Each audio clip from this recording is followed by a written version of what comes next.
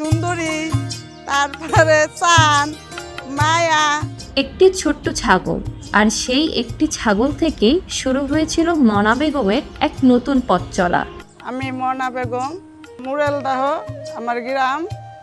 আর আমরা এক ছেলে এক মেয়ে, আর সংসারে আমরা 4 জন, স্বামী আর স্ত্রী। একসময় ফরিদপুরে ভাড়া থাকতেন মনা। সেখানেই এক ভাইকে ছাগল পালন করতে দেখে তার মনে জন্ম নেয় একটি ইচ্ছা। তখন বলছি, ভাই আমি যখন জায়গা কিনবো আমার একটা ছাগল দিয়ে।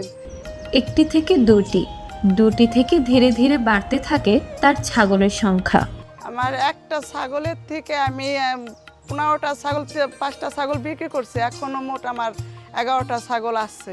তবে ছাগল পালন শুধু সংখ্যা বাড়ানোর গল্প নয়, প্রতিদিনের যত্ন, খাবার আর সঠিক পরিচর্যার মধ্য দিয়ে তৈরি হয় একজন উদ্যোক্তার অভিজ্ঞতা। তবে এই পথ সবসময় সহজ ছিল না।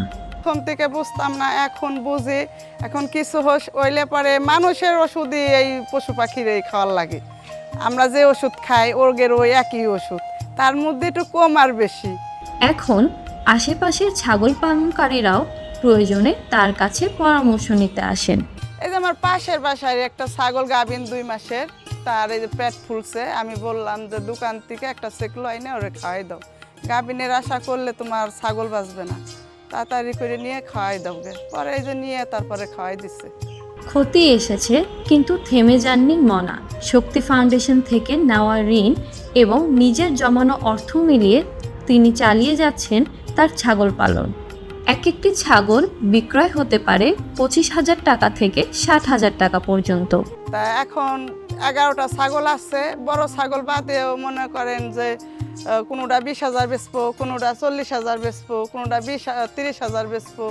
মানে বুঝে ওদের কোয়ালিটি বুঝে। এই ছাগলগুলো মনা বেগমকে দিয়েছে নিজের পায়ে দাঁড়ানোর সুযোগ, শিখিয়েছে নতুন কিছু, আর দিয়েছে অন্যদের শেখানোর আত্মবিশ্বাসও।